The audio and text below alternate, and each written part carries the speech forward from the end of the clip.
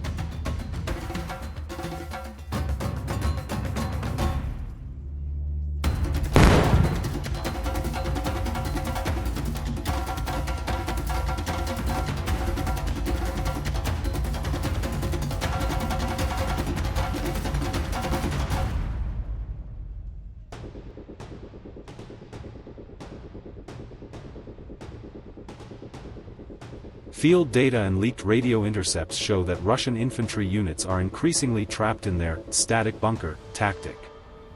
Ukraine's aerial drone superiority is forcing Russian soldiers out of open positions and deeper into the interiors of buildings. However, this is not a solution but rather the beginning of a tactical dead end. Operations like the surgical clearing, conducted by elite units such as Azov, prove how technology and cold-blooded composure turn into weapons in close-quarters combat.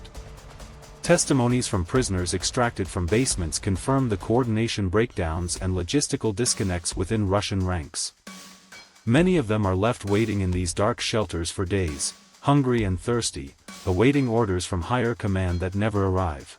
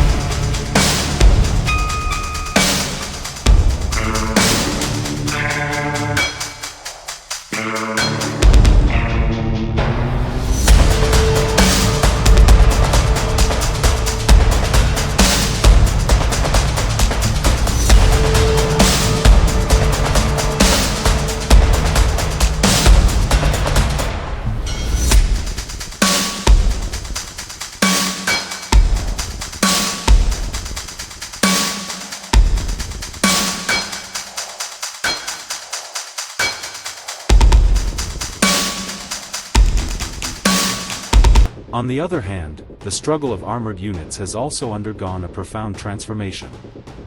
Western origin tanks like the Leopard 1A5, with their superior maneuverability, are being employed as true hit-and-run elements against Russia's heavy but cumbersome T-72 and T-80 series. However, the most striking change on the battlefield is the unconventional methods Russia has resorted to in order to compensate for its massive tank losses. Turtle tanks and motorcycle assault teams are, in reality, products of desperation.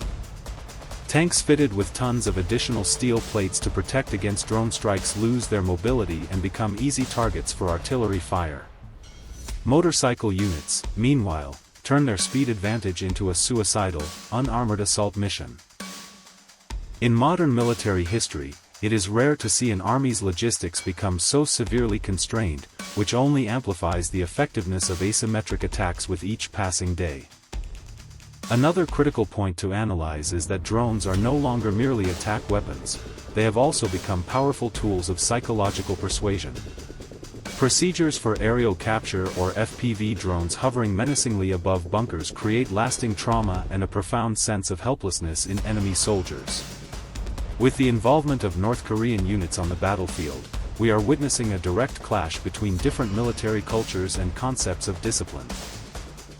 However, factors such as severe training deficiencies and language barriers significantly hinder Russia's ability to effectively utilize this new source of manpower. Captured documents and tactical notes clearly demonstrate that these newly deployed units have received no training whatsoever against modern unmanned aerial vehicles. They are being thrown forward simply to create numerical mass, serving as little more than expendable cannon fodder in the face of Ukraine's drone dominance.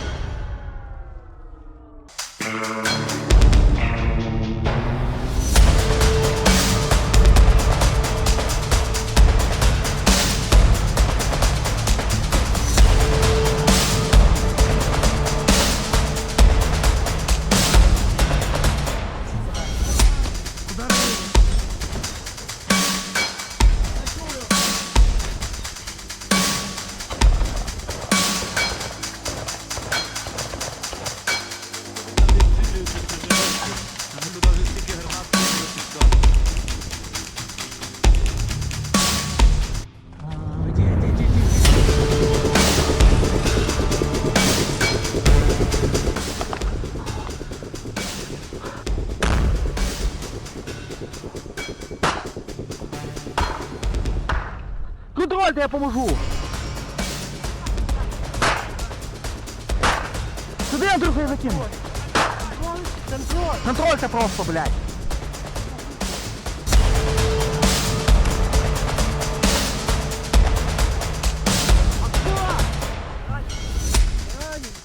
У нас 300! Давай, пішли! Взорвалося, не знаю. Що там? Підар? Підар? Він під накінця! Гранати киньте, будь ласка, кинемо! Давай, гранати в рюкзаку там. Дай убити!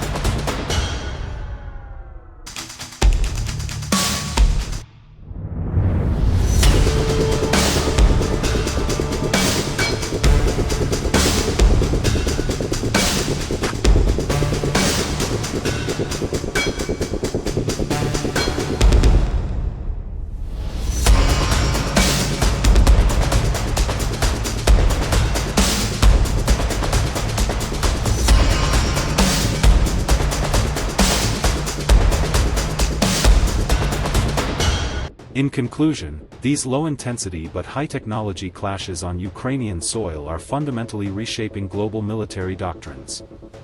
From clearing operations in a single basement to drone duels in the skies, every detail demonstrates that armies must now be smart rather than simply large. Russia's human wave tactics and the erosion of its armored capacity are colliding ever more harshly with Ukraine's flexible, technology-driven defense. The future of this war will be determined not merely by who has more ammunition, but by who reads the battlefield better and who maintains stronger logistical lifelines. Amid this devastation, every stronghold, every bunker, and every armored vehicle is actually drawing the military boundaries of the new world order. Any move lacking strategic depth is doomed to be lost in the labyrinth of this war.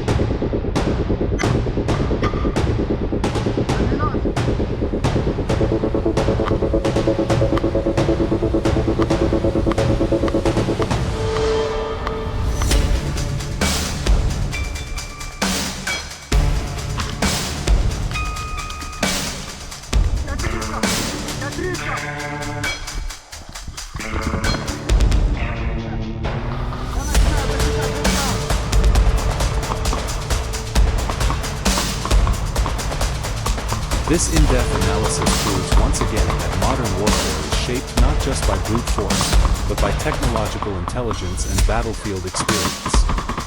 Every frame we witness, from the dark vigils in basement shelters to the drone hunts in the sky, stands as a silent witness to an era where military doctrines are being rewritten. This relentless balance between Russia's numerical mass and Ukraine's surgical operations will continue to define the strategic map in the coming days. In your opinion, how much further can this asymmetric attrition strategy push the logistical and moral limits of the Russian army? Or are these next-generation defense methods preparing the inevitable end of the war? Please share your valuable analyses and forecasts regarding the developments on the ground in the comments below. Let's discuss them there. To ensure you don't miss these kinds of deep dive analyses and the most up-to-date military data from the field, don't forget to subscribe to the channel and turn on notifications. We will meet again in the next episode with more strategic analyses in pursuit of the truth. Until then, take care.